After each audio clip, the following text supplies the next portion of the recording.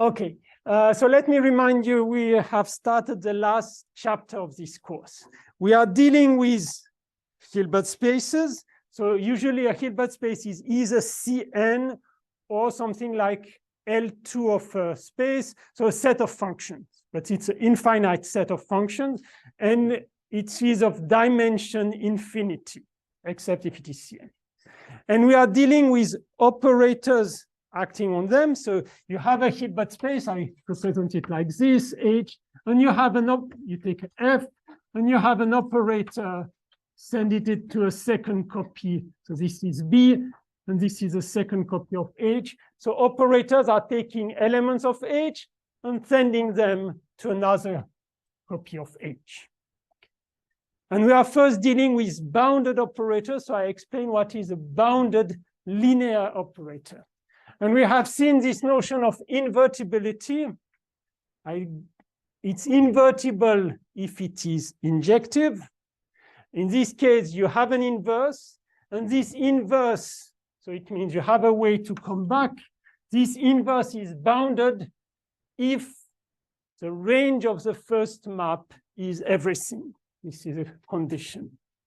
There is a formula which you have seen for numbers. If you take 1 plus a number strictly smaller than 1, you can write this as a series. It turns out that this is also true for operators, and this is very useful.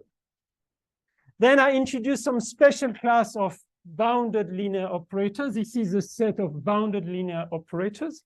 I explain what means self-adjoint. This is a generalization of symmetric matrices, because in the finite dimensional case, everything is just, we are dealing with matrices. I explain what is a projection, what is a unitary operator, what is isometry, it preserves the norm. Unitary preserves the norms, but is also invertible, while isometry, it's not invertible because you don't reach a certain part of the Hilbert space. And partial isometry, it's going from a certain subspace of the Hilbert space to another one. But again, it's isometric from here to here, but you lose something here and here. And I also explain what is finite rank. Let me introduce one more notation, which I didn't introduce last time. An operator is finite rank, so I call it A. If you can write it in this sense, when you apply it to an element of the Hilbert space, you take the scalar product of this F with an element of the Hilbert space, a fixed one or Gj, and you multiply by Hj.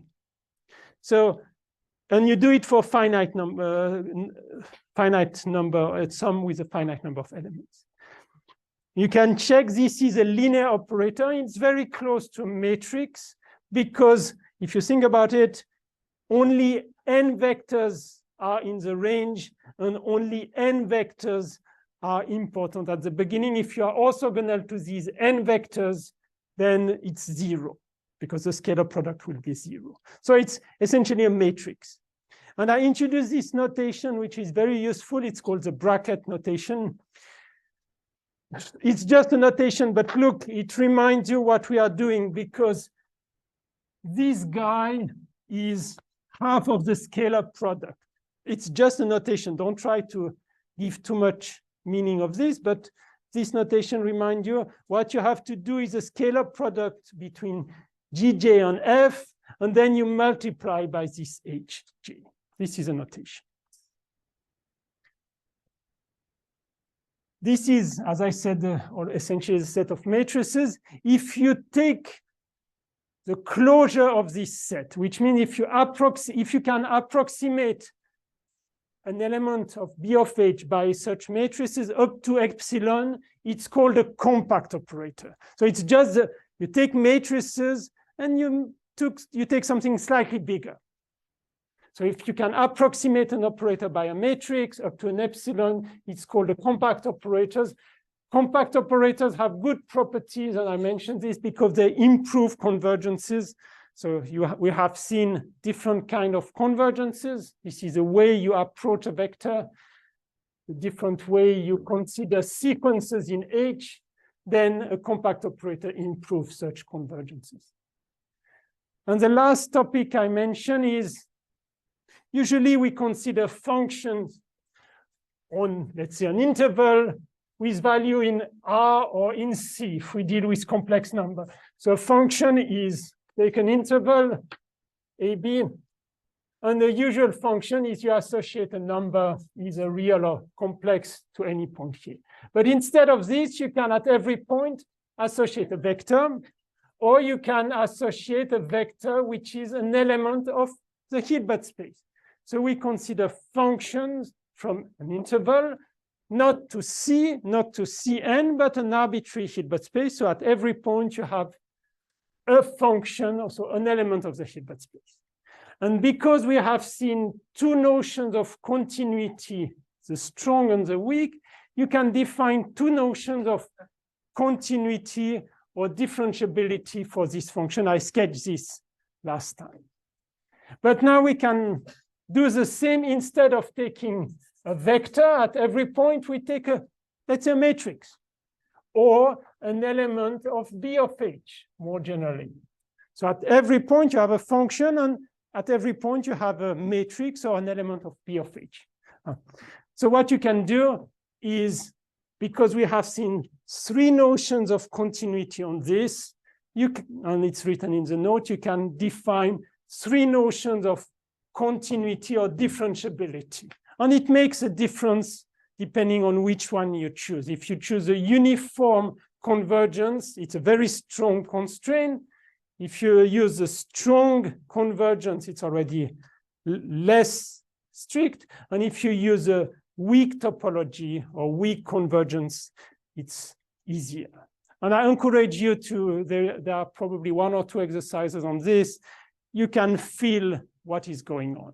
So, you know, these kind of things you need to practice a little bit, but you cannot deal with finite dimensional space only because all these notions just coincide.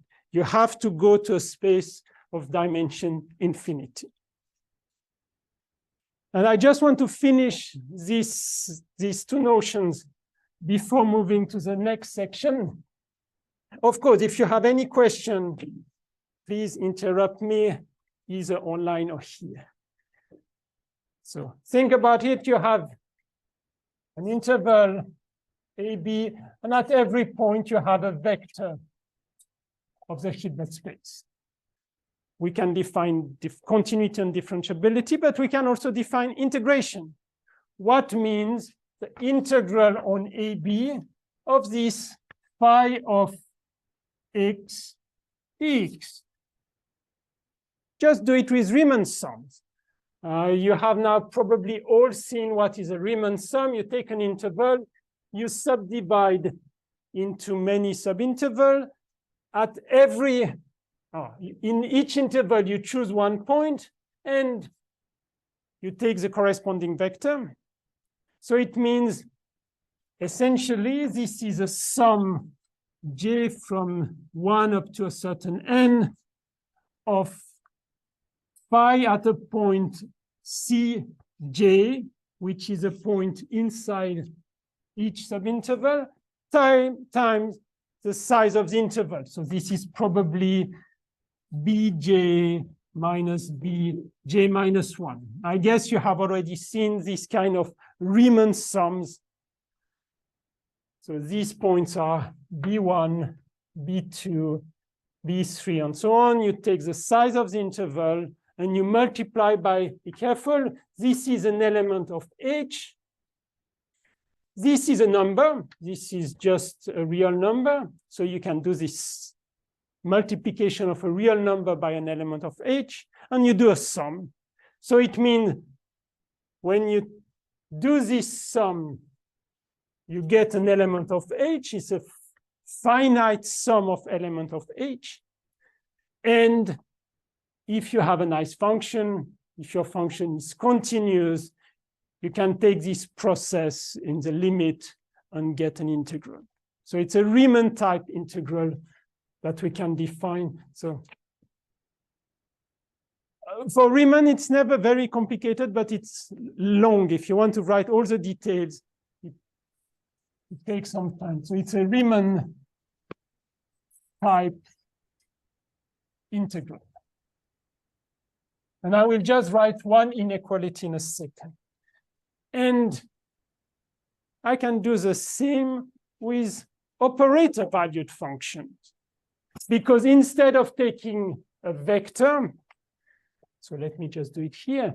Instead of taking a vector, I can take a matrix or a linear operator. Can you bring me some of the big one, please, Alberto? I have only a small, oh no, I have one. Okay, just one. So if I consider this with value in B of H, okay.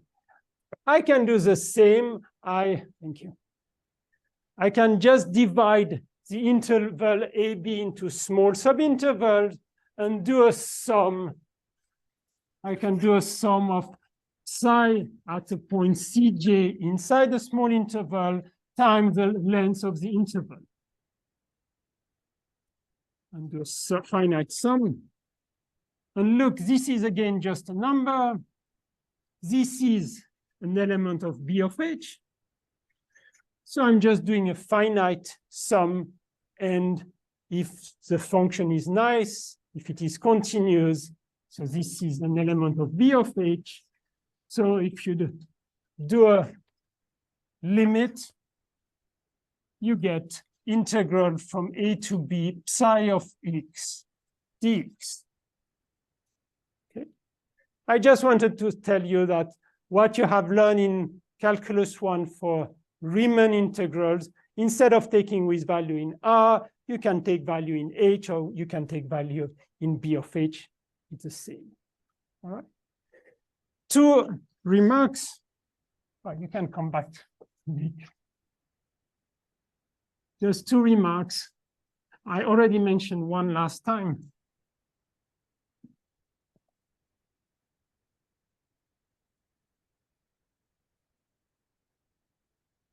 If pi 1, pi 2 are from this interval AB to H, be careful, phi 1 times phi 2 is not well defined. No, has no meaning.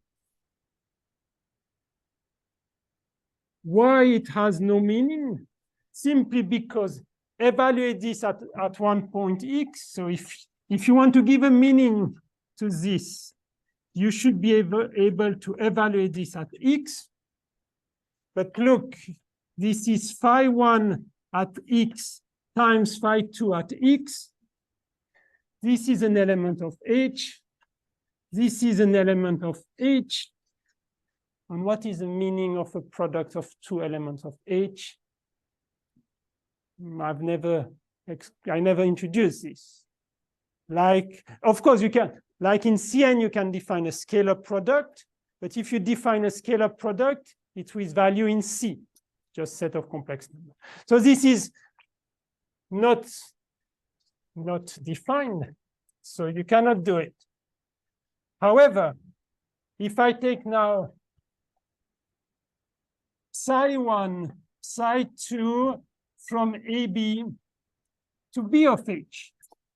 So the second thing I introduced. Look, now it's meaningful. I can define psi 1 times psi 2 evaluated at a point x. It's going to be psi 1 of x times psi 2 of x. The first one is a bounded linear operator. The second one is a bounded linear operator. So the product is in B of H. So it's well defined. This is what I wanted to say. This one is well defined. The multiplication of 2 bounded linear operators. As in, like, for example, psi 1, psi 2 of x is just, sorry, let's say we take that and apply to f, it will be just. Okay, indeed, we can apply, these are bounded linear operators. So what we can do, we can apply psi1 of x, psi2 of x, applied to a f.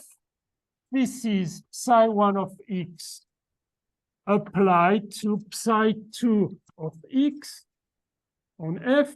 Now this belongs to H. This belongs to B of H. It's a bounded linear operator. So when you apply an element of B of H to an element of H, it's like a matrix applied to a vector. This is again an element of H. So you are allowed to apply again one new element of B of H. So yes, it's well defined. So just be careful, the product of two functions with value in H is not meaningful. The product of two functions with value in B of H, like matrices, you have a product. And one more, so this is remark one. A second remark about these integrals.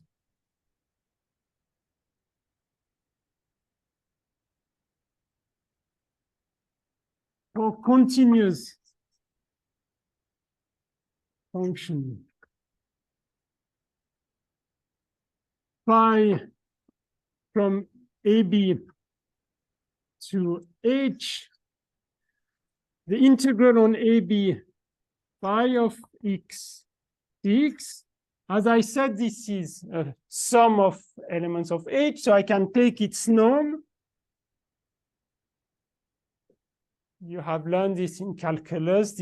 The absolute value of an integral is smaller or equal than the integral of the absolute value, except that here, be careful. So this integral is an element of H.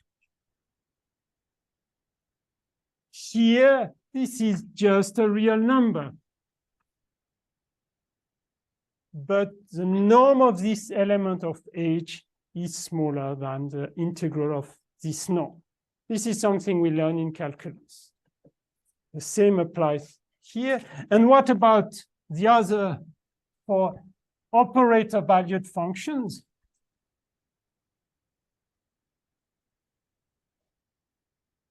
So similarly,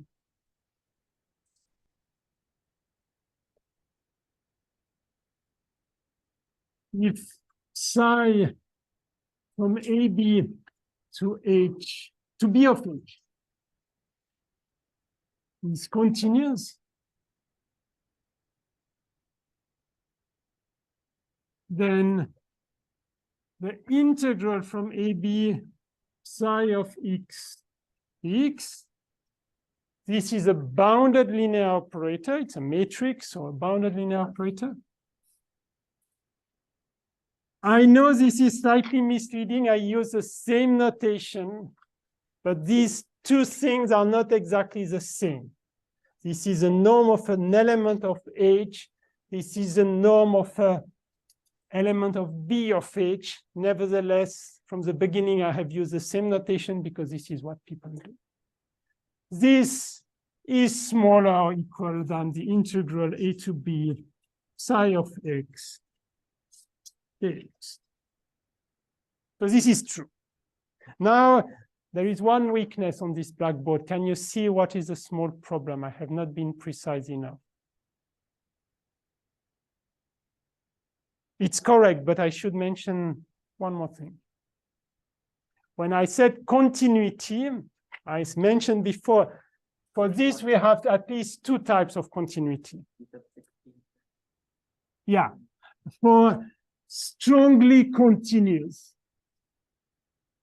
which means a continuity in the strong sense.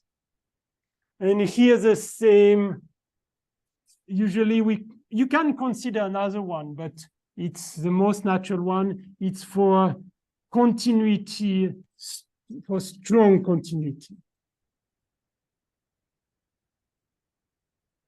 When on C or for function with value in C, you have only one notion of continuity. But as we have seen, we have different notion of continuity on H, or different notion of convergence, two notions. And I mentioned 3 for B of H, even though there are more than 3. Okay. That's all what I wanted to see on this topic.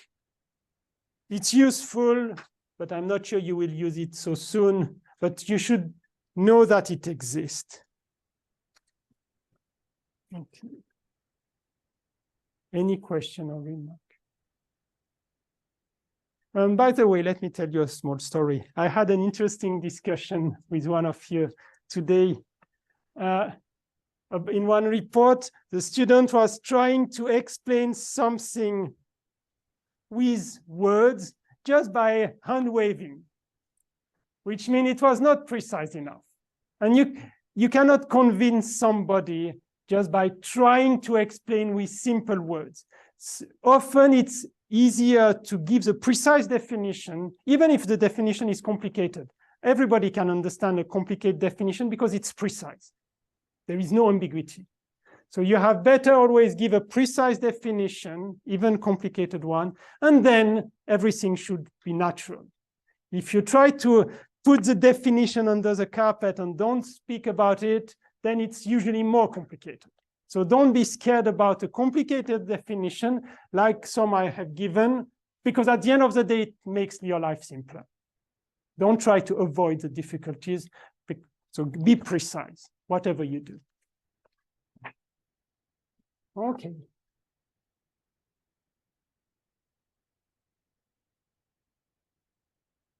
Next section, 3.3. Unbounded and self-adjoint operators. So we have already seen this notion of self-adjoint, but it was in the bounded setting.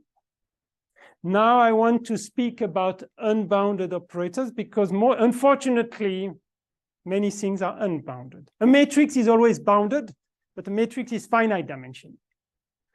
We are dealing with things which are infinite dimensional, so you should think about a basis. You have first direction, second direction, third, and so on, but you continue up to infinity. So things are not so simple for unbounded one. So I need to first define what is an unbounded operator, and I also need later to define what is a self-adjoint in this context. So just be careful, not all operators are bounded. And I will give an example, and if you do quantum mechanics later or in many applications, there are many unbounded operators. I'm sure in economics also many things are unbounded. The money that some people can do is almost unbounded. Okay, I have somebody in mind. Definition. First, a linear operator. Be careful, I'm not asking a bounded linear operator. A linear operator is a pair AD of A. So it's a pair of two things. A, you have already seen this notation. D of A is going to be, it's called the domain of A.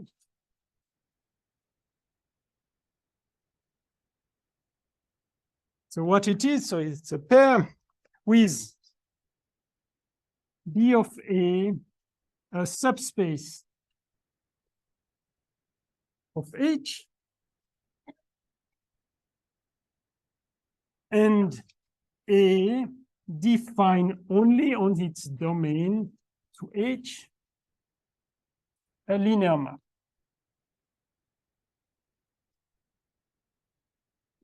So please check what is the difference. I'm defining a linear map, so I will recall what is a linear map, but not everywhere.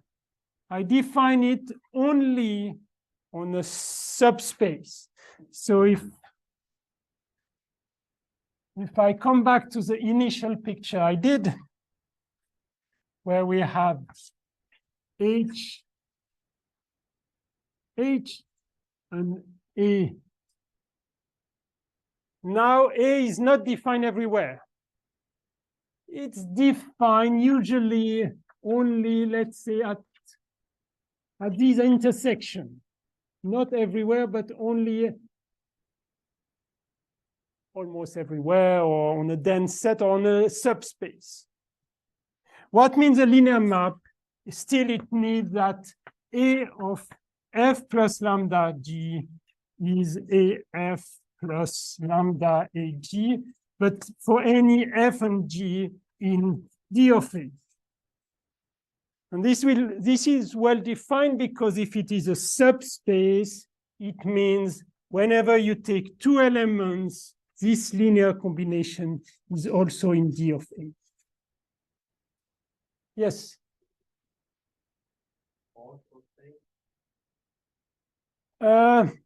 It's called the domain. The support, if you use, it was the support of a function, but it was where the function is not zero. But still, it was zero outside of the support. So it was defined everywhere. It's zero or not zero. No, here, usually, and we will see an example, if, let's say, I suppose in this picture that these intersections are the domain, you cannot apply A here. I will give an example and show you that, no, this is not well defined. So it's really defined only on a subspace. Okay. So this D of A is called a domain. So this is the end of the definition, but I can just add one more thing for search operators.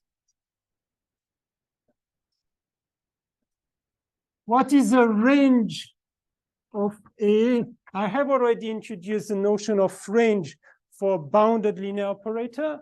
Now, it's the same definition, it's a set of AF, but the only difference is you don't take all F, you take F in the domain. Otherwise, it's not defined. And what is the ker or kernel? So the first one is called the range. I already mentioned this. For bounded operator, this is the range. What is the ker of A or kernel?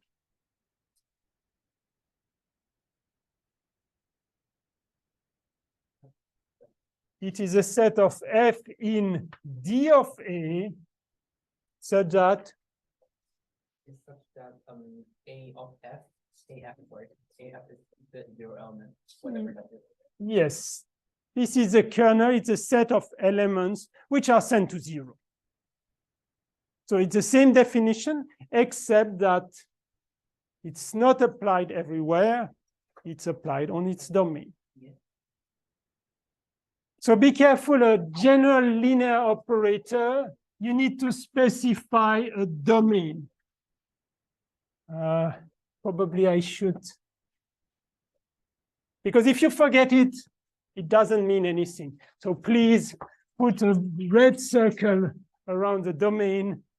Otherwise, it's not well defined. That picture is not a subspace, but it's any subspace will do it. Yes, any subspace. Have to be dense. This is a good point. I'm not saying that in this definition, I don't have to impose that this domain is dense, but now it's a remark. Let me just write it here. I keep everything. Remark.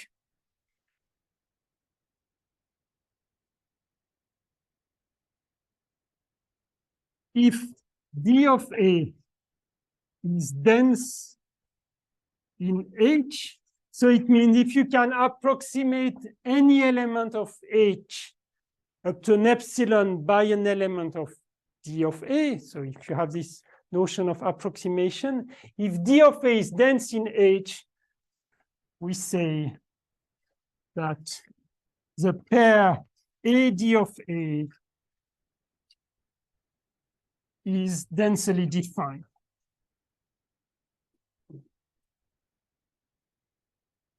But it's not necessarily the case. It's not necessary. We say it's densely defined. Okay.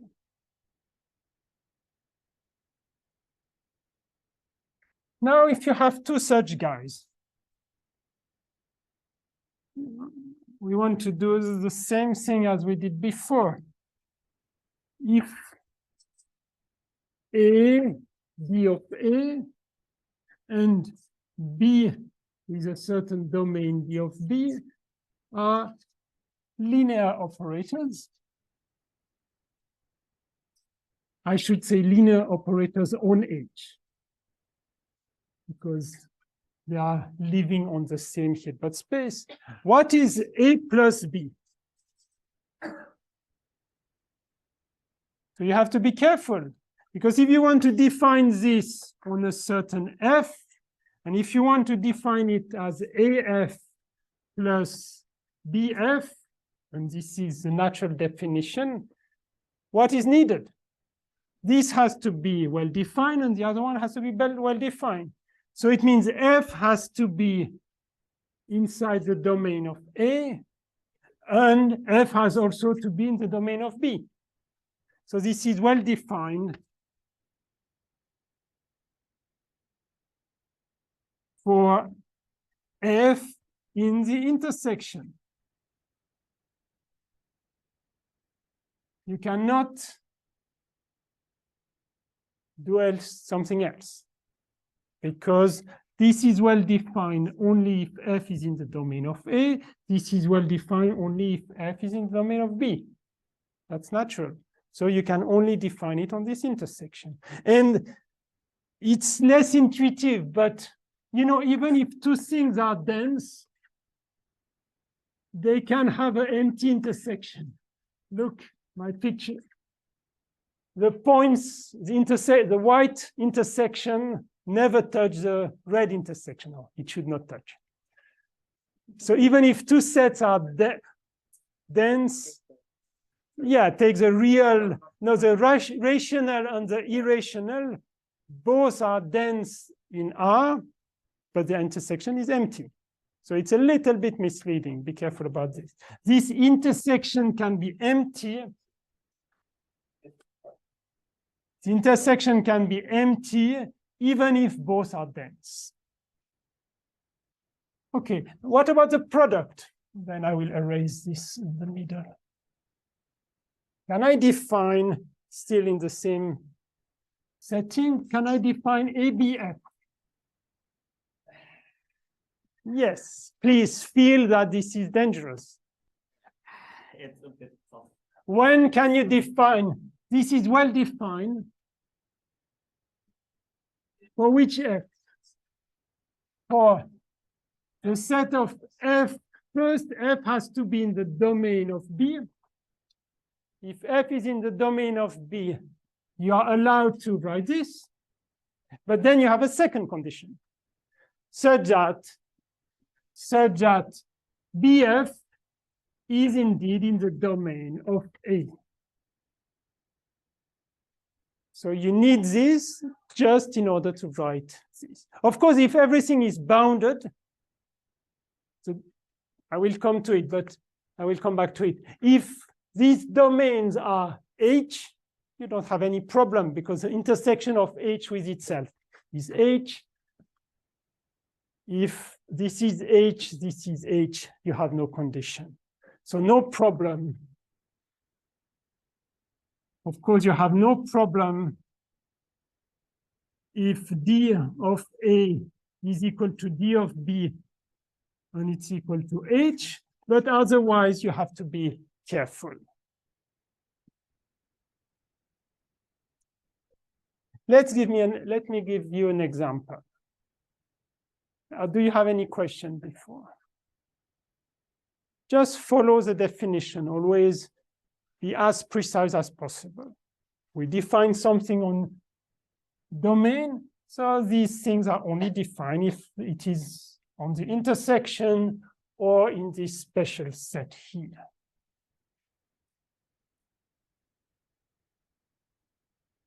Let me give you an example which show you that life is not so simple. Example. I take my favorite Hilbert space L2 of R. So let me remind you what it is. It is a set of functions from R to C such that the integral of f of x take its modulus or absolute value square dx is finite. This is this set of, we say, square integrable function. Okay. I'm going to consider first, I write a notation, x d of r. So you know d of r. I spoke about this already a few weeks, even months ago. This is test functions. When you hear test function, you should immediately have in mind a bump like this. This is a test function. This is the one you should think about. So it's 0 most of the time, and it's a smooth function like this. What means x here? So I need to define the action x on f evaluated at x. Where is f? Of course, f is in this domain. So I take a f in the set a test function like this one. This is a function. I need to give you the definition. This is simply x f of x. So at every point, you multiply by the value of x.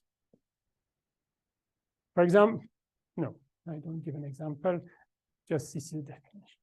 Question.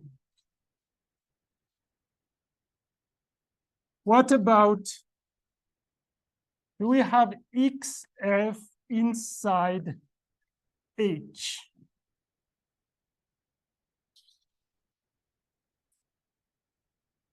Because I remember the definition of a linear operator, we should have this inside H. Is it the case here?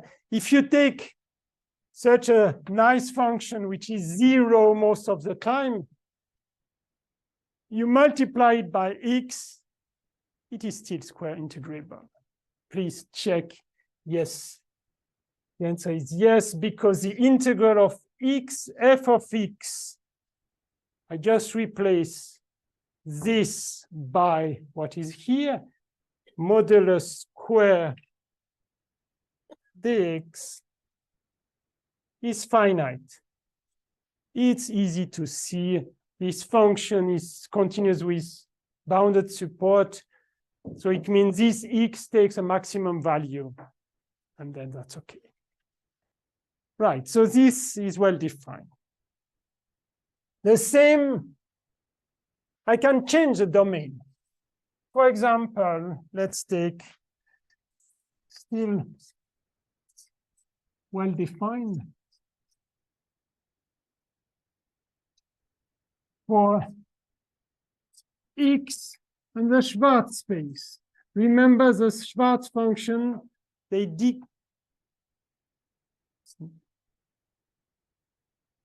Schwarz functions decay very fast, faster than any polynomial. So if you multiply by x, still it is integrable. You can do this exercise. Still, if you take a f inside this set, take a f, the integral on R, x, f of x squared dx is finite. Definition of Schwarz function, decay faster than any polynomial. What about question? If you take an arbitrary f in H, can you do the same? Take a f which satisfies this condition, if you multiply it by x, does it still satisfy this condition? Not necessarily, indeed. Example, remark, still in this, we are still in this example. Remark, if f of x, let's take an example. F of x is 1 over 1 plus x power 3/4.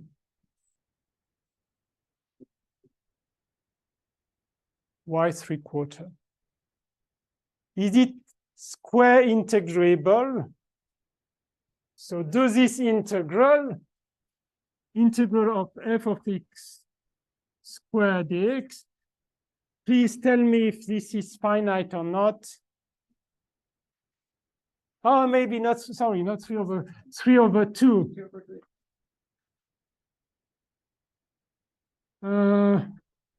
No, I want to have, yes, 3 over, oh no, just 1. Just 1 is sufficient. I wanted to make something more complicated. Just 1 is sufficient.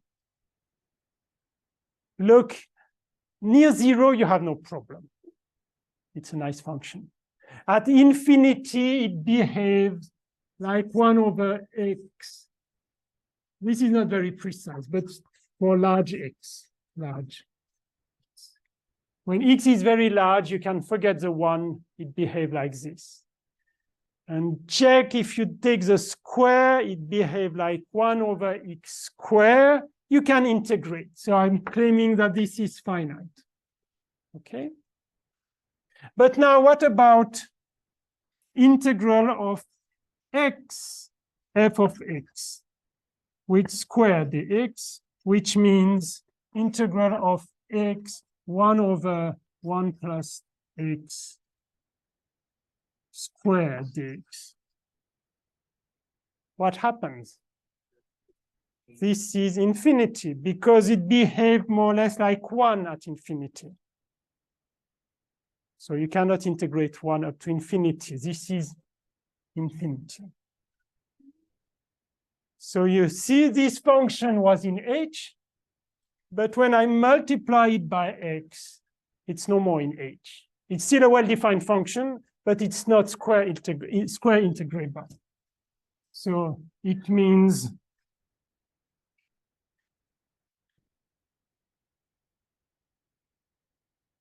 so it implies that for this f, xf is not in H. Okay. But we can, I will, still in this example, now consider a fix y in R and f index y at x is 1 if x is between y and y plus, I will make a picture, 0 otherwise. What is this kind of function? It's called a characteristic function. I'm just saying, take the line, fix a y anywhere. I fix this y, and I take the function which is 0, 1, 0. This is y plus 1. I consider this function. It's a characteristic function on this interval y plus 1. So be careful, this is just an index. I index this function because it depends on y, but y is fixed. Can you tell me the L2 norm of this function? So what is the norm of f index y, which is the integral fy of x square on R dx, and I need to take a square root, remember? So who can tell me what is this number?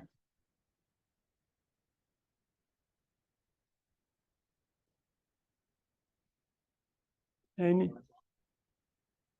Yes, thank you. This is just 1. Take this function, it's square, it's a function itself.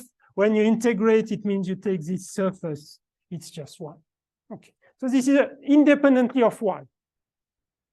Don't be scared. No matter what is y, it's always 1. Now let's look at the norm of x fy. Let me compute the square because I'm lazy. I don't want to put a square root. What is this? And I'll multiply by x. So by definition, this is the integral on R of x f index y of x squared dx. Just a definition. Look, this function is very simple. It's only 1 when we are between y and y plus 1. So this expression is the integral between y and y plus 1 of x squared dx. And I can even forget the absolute value. I don't put them. I hope you all agree when this function is 1 between y and y plus 1. So I just need to integrate between y and y plus 1. Elsewhere it's 0. And probably you know this integral. So we have, what is this integral? It's 1 over 3 x power 3. So this is equal to 1 over 3 x power 3 at y plus 1 y. I'm sure you all know this. 1 over 3 y plus 1 power 3 minus y power 3. Please do this more computation. The simplification, so it makes 3y squared plus 3y plus 1. Is it correct? So what happens? When you move this function, this number is growing. So even though the norm of this function is always 1, if we take a function slightly further away, when we apply x, we get a number which is bigger and bigger. So what does it imply? Remember last time I have defined a quantity like the supremum over, let me take xf divided by the norm of f. It was the norm of the operator. What happens now with this quantity? No, I take it for any f in H, f of norm 1. Can you tell me what is this number? Yes, you can tell me. Who can tell me what is this number? No, it's not 1, please. You know, you have to take all f. So in particular, you can take this one. These f index y. And if you take y big enough, so the supremum is, yes. Just take, so before, this is bigger or equal. Here you need to test on all f. So if you take not all, but only a finite family, it's bigger than the supremum over fy of norm of x fy divided by norm of fy, but okay, it's a little bit stupid what I have written. I don't, you know, if I put the condition, the norm is of f is 1, I don't really need to divide by the norm of f because I'm just dividing by 1 all the time. But it's correct, but you can just forget this. Okay. So if you take the supremum over all f, it's bigger than if you take just on the family. But already this one is already infinity because it goes like y squared. So if you take any y, you can make this number as big as you want. So it means x is not a bounded operator. I haven't defined an unbounded one, but I will do it in a second. It's not a bounded operator. because it does, for a bounded operator, precisely this would be finite. It's a definition of the norm of a bounded operator. So this very simple operator, multiplication by x, you can apply it to any f of this type. But on any f, please observe that this is well defined. I mean, for each y, this is finite. We compute it. Maybe I should write it here. This is finite for any y. So it's not the problem that for this function, it's already infinity. For each of them, it's finite. But when you move this family further away, it's becoming as big as you want. So it's infinity. But it's a good example to keep in mind. Some operators, either xf is not in H, or it may happen that when you compute this expression, it becomes as big as you want. Any question about this example? Yeah, it's a very good example for understanding what is going on. Now, I want to introduce a notion which is quite natural. An operator, a linear operator,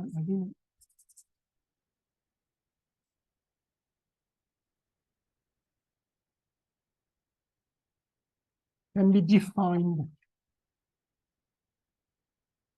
with different domains.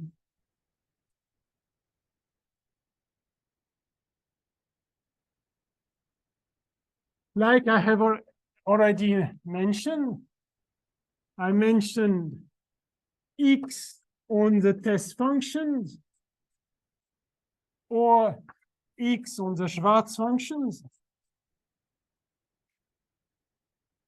They are not the same because I don't take the same elements here.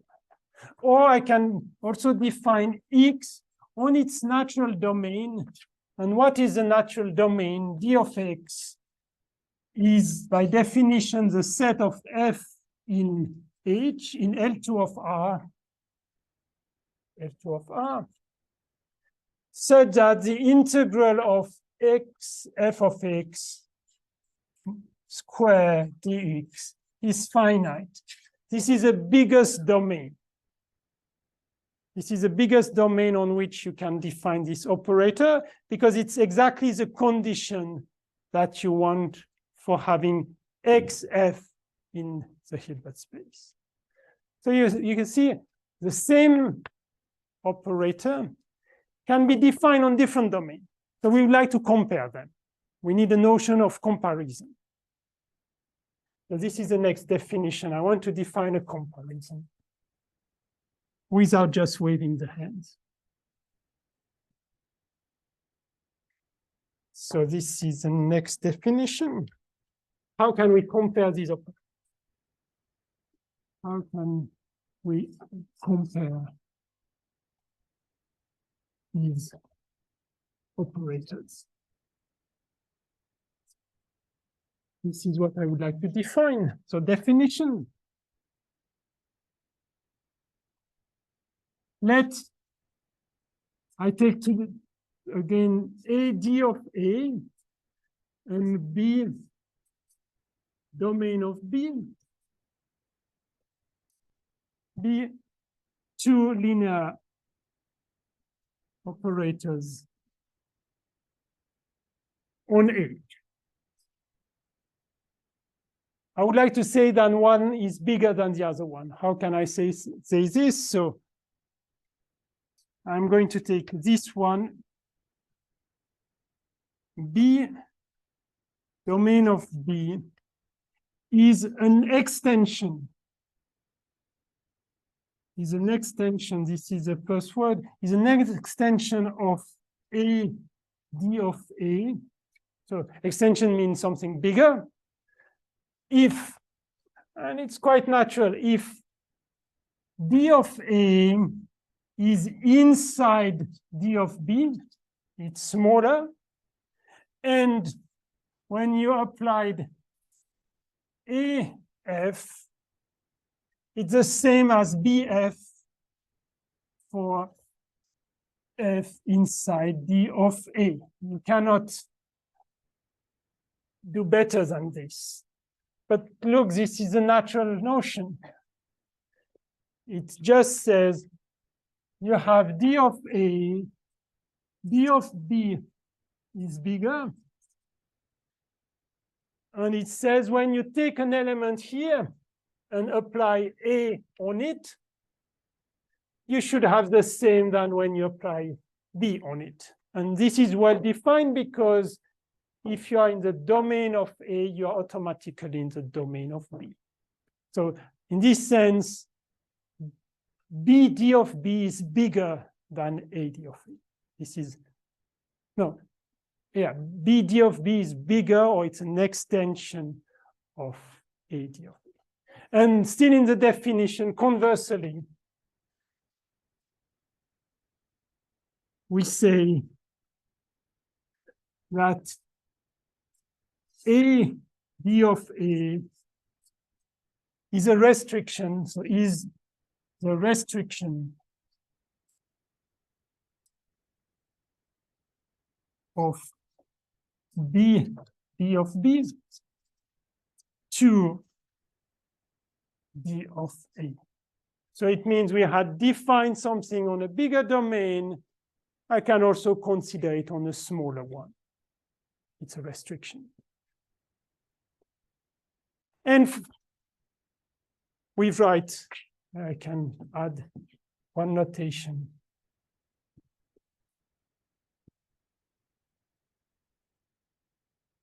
AD of A, and this is just a notation, is included in B D of B, in the sense I have just defined. So look at this. What can you say? This one, test functions are included in the set of graph functions. They simply have a bounded support while those one are decaying fast. So we have an inclusion here. And the set of Schwarz function is, it always satisfies this. So it means we have also an inclusion at this level. So one is bigger, and the third one is even bigger.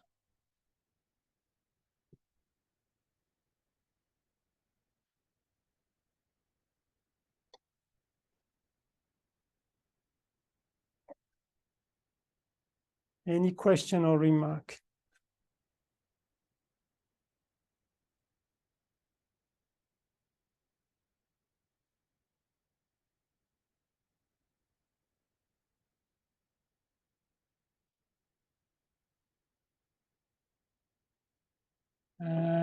Yeah.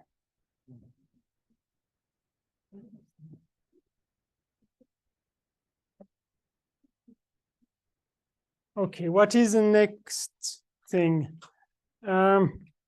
Sometimes we do a mistake. So sometimes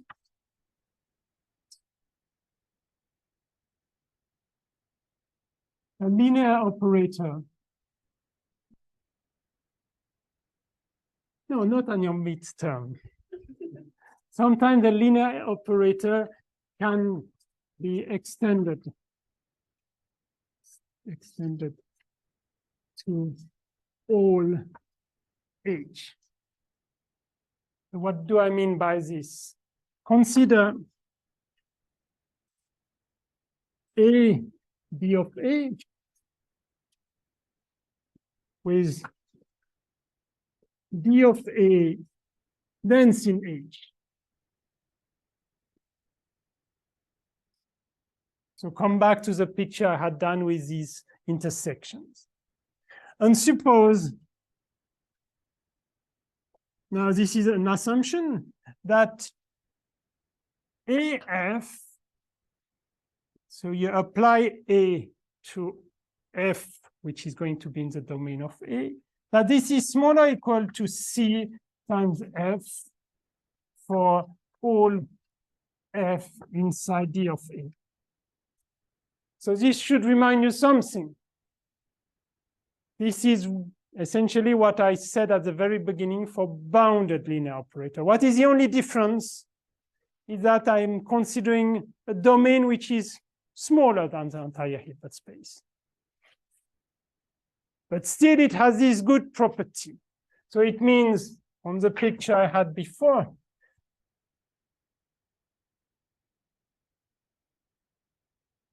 on this picture, this is the Hilbert space. Let's say the domain of A corresponds to these intersections. On all these points, we have this inequality. And C is in, I should mention, with C independent of F, of course, with C independent.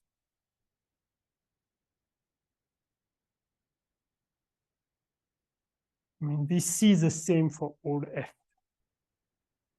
Then this can be an exercise. Then there exists a continuous, I will explain, a continuous extension of A to H. A unique, there exists a unique, meaning AD of A is included in AH.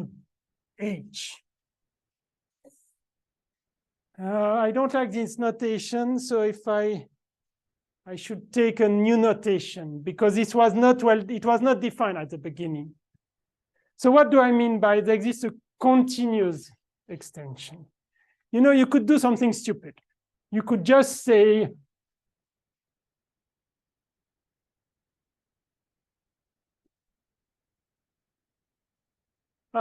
yes, this reminds me something.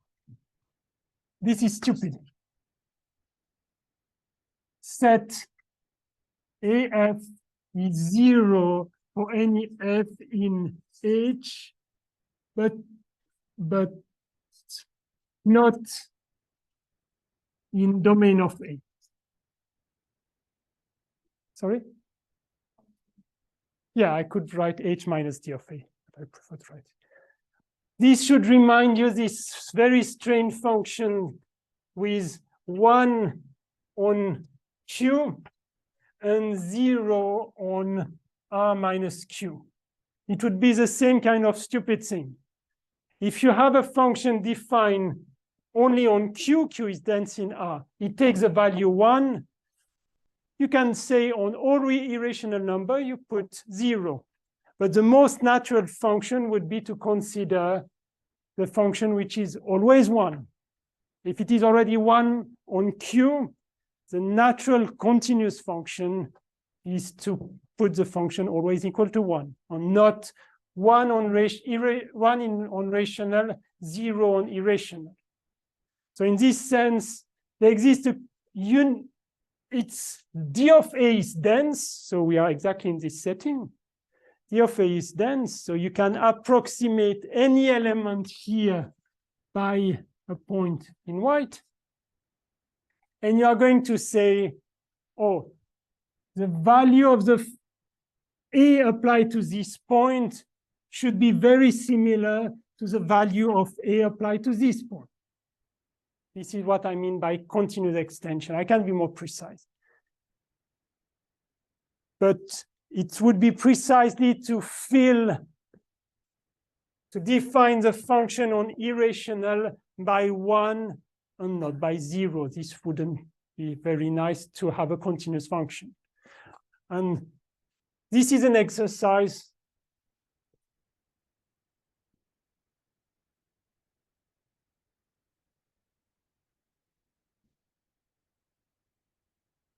so exercise, if somebody is interested, exercise. Provide this construction on what it is, what it means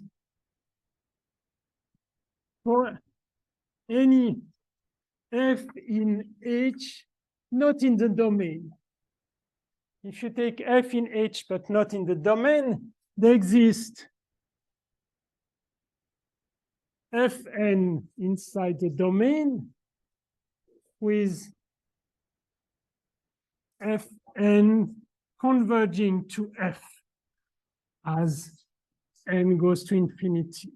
Why? Because remember, it's dense, so it means you can approximate closer and closer. So to this yellow point, I can find white point becoming very close to it. Otherwise, the density wouldn't be satisfied.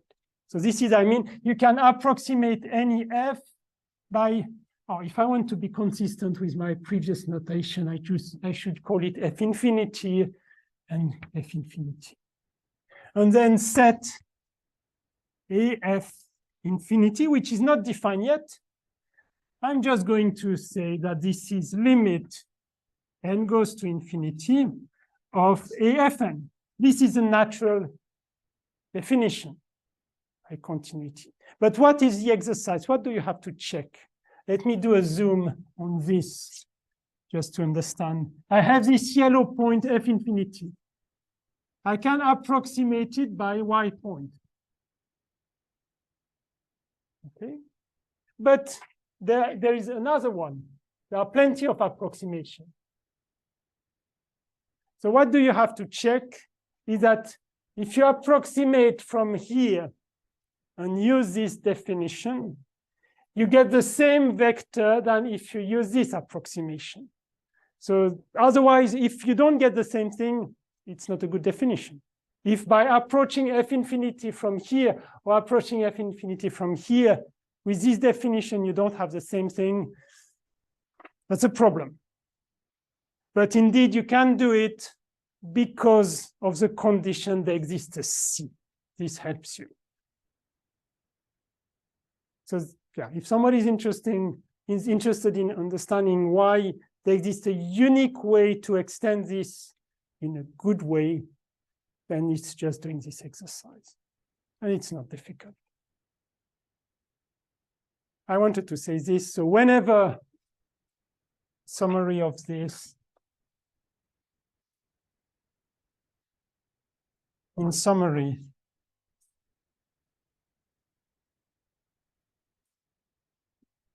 if AF is smaller than C than F for any F in domain of A, then we say that A extends.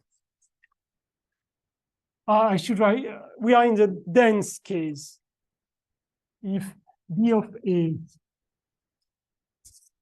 is dense, otherwise it's meaningless. It's dense in H, and do I record this?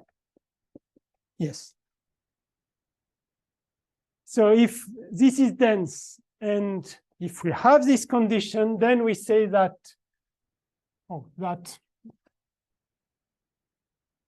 AD of A extends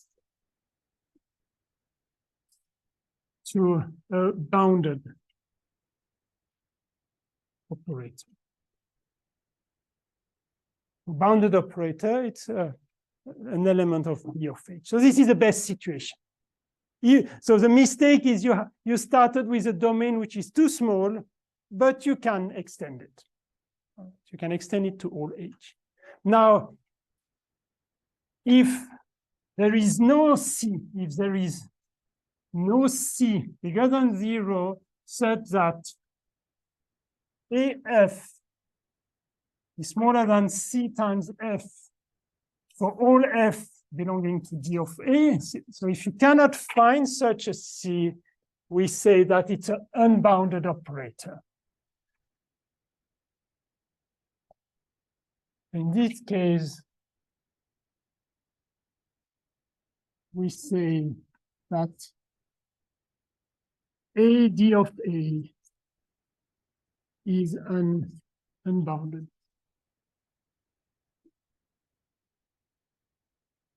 And we have already seen one example.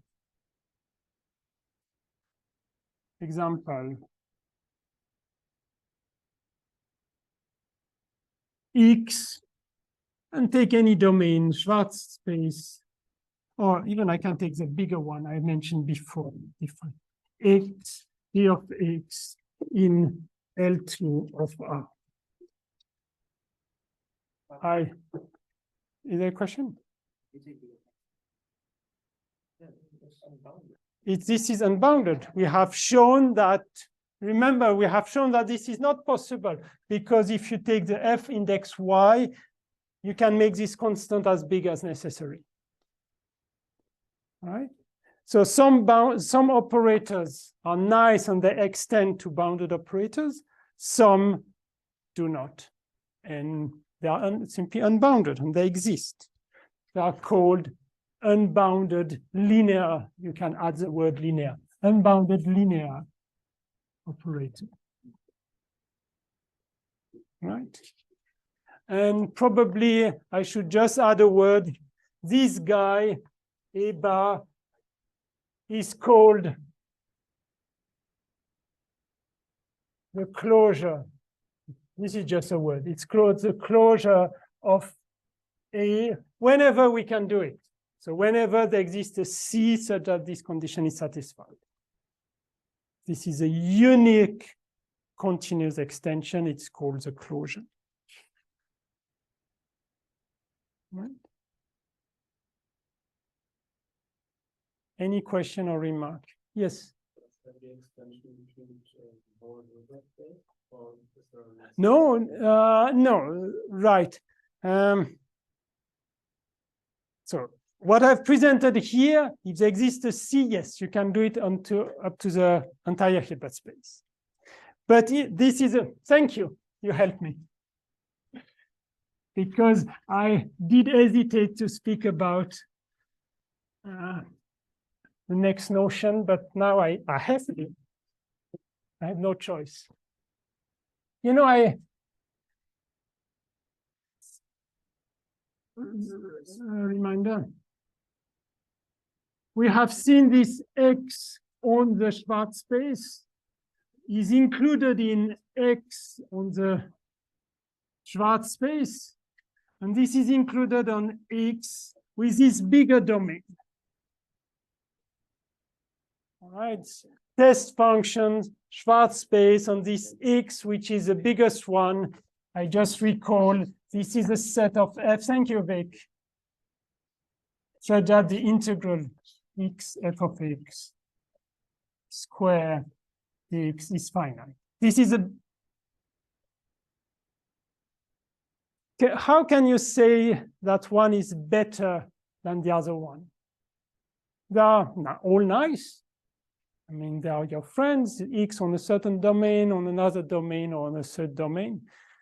As you said, I cannot extend this to bounded operators because we know it's not bounded. But the last one is the best one because it has a good property, which is not shared by the other one. So let me tell you a slightly technical definition, but as I said, I'm forced to do it now. Definition.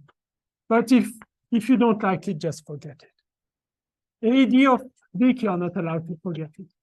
A d of A is a closed operator. A closed operator. If the condition is whenever you take a sequence in the domain of A,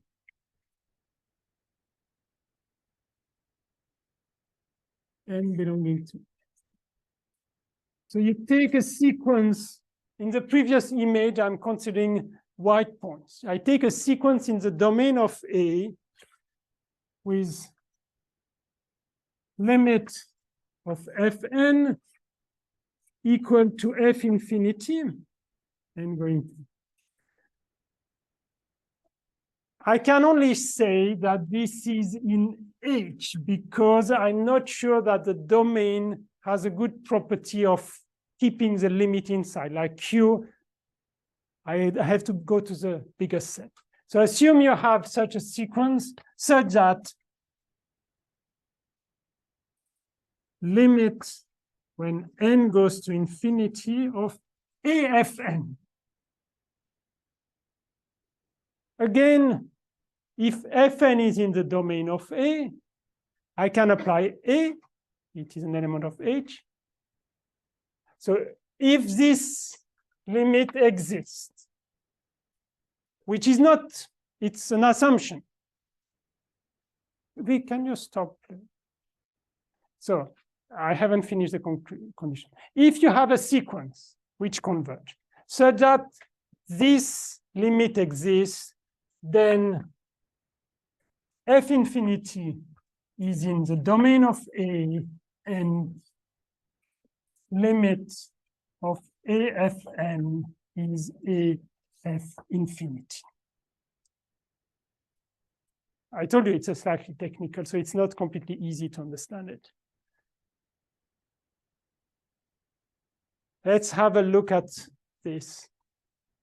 Take a sequence in the set of test functions and suppose that X applied to it converge to a certain element of the Hilbert space. Then in this case, we impose or we say that it's a closed domain if whenever we are in this setting, the F infinity is also in the domain of A, and these guys converge to this one.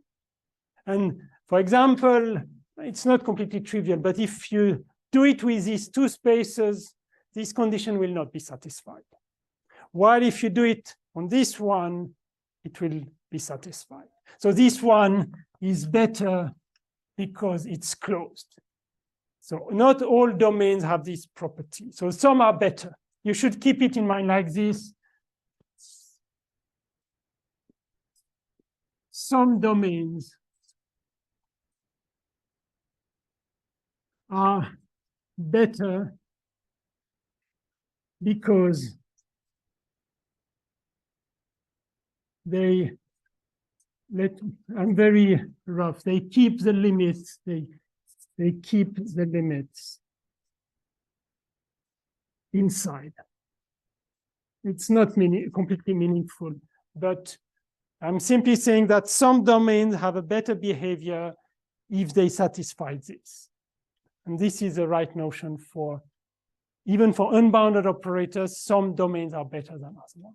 It's this notion of closed operator. And then there is a discussion, can you always find a closure to any operator? The answer is not always, it's not always true. You have the notion of closable operator. Some operators admit a closure, so they admit a domain which has this good property, some do not. So it's a long story. I'm just giving you a very short part of it. But yeah, remember, some domains are better than other ones.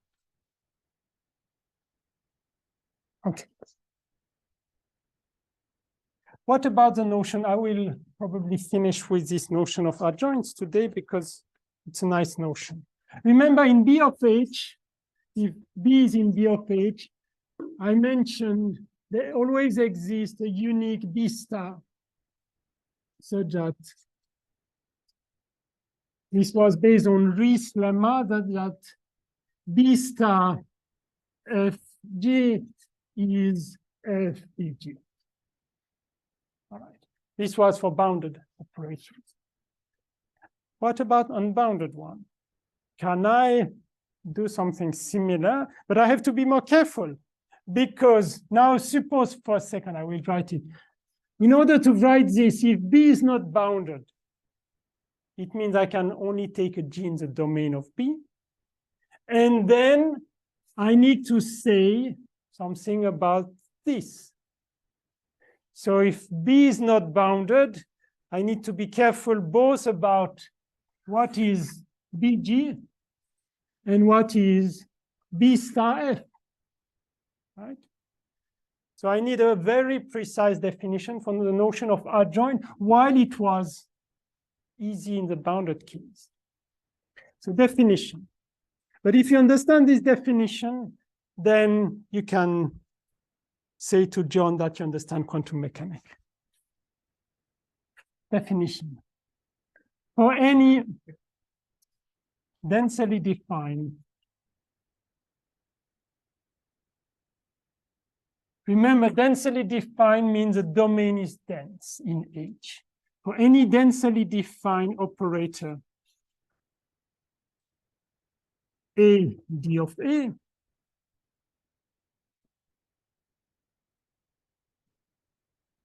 we define the adjoint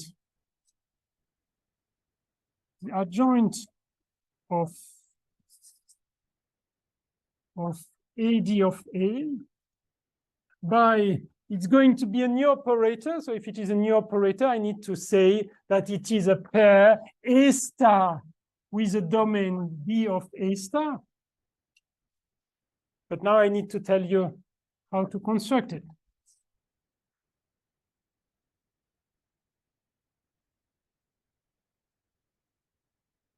For any densely defined operator, we define the adjoint by, first I define domain of A star. This is a set of F in H such that there exists a F star in H with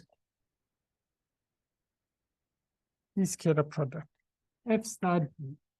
So let's say I put is F A G is star.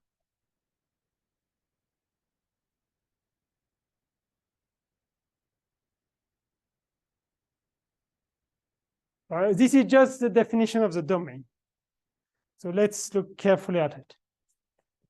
I want to define a certain domain, and I'm saying this is a set of elements of the Hilbert space, such that you can find a new element F star, which has the property that this scalar product AG, scalar product with F, is equal to GF, this scalar product for any G in H.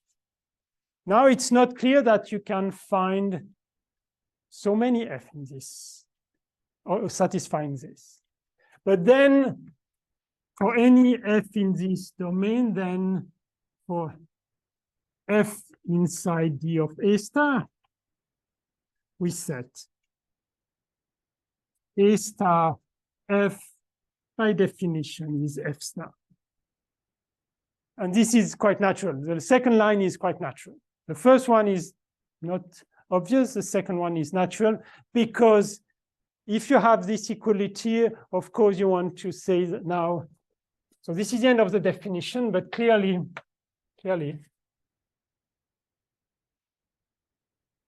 for F in the, no, for G in the domain, sorry, there is a mistake. Can you find the mistake?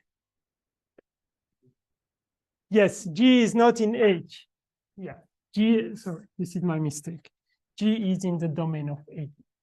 Otherwise, this guy is not meaningful. Sorry. But now for any G in this domain of A, and F in the domain of A star, we have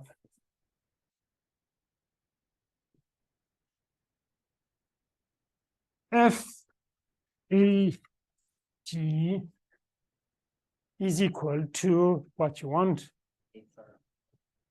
Indeed, A star F G by the definition.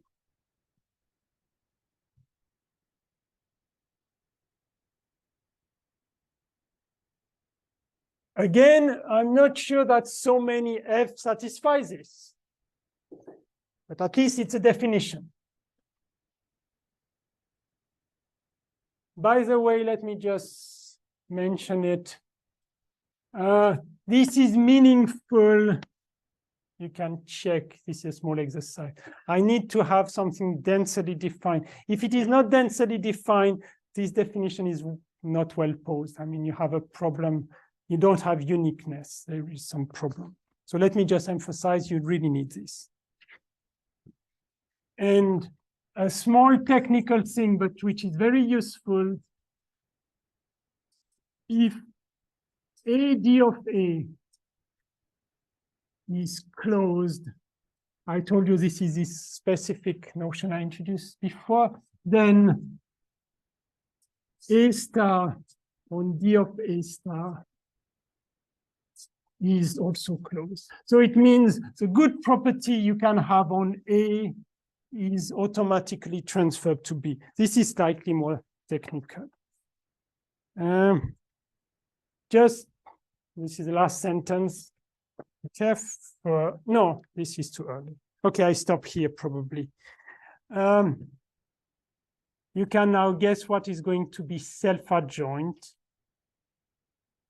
A self-adjoint operator, I will define it next week, is whenever, so we will come back to this, self-adjoint is when AD of A is equal to A star D of A star. This is a precise definition of self-adjoint for unbounded operators. Everything is defined. I said for densely defined, we can define this adjoint. And in some cases, we have this equality. Example, X, the domain of X, I mentioned before, is self-adjoint. So it exists. And in fact, this one plays an important role.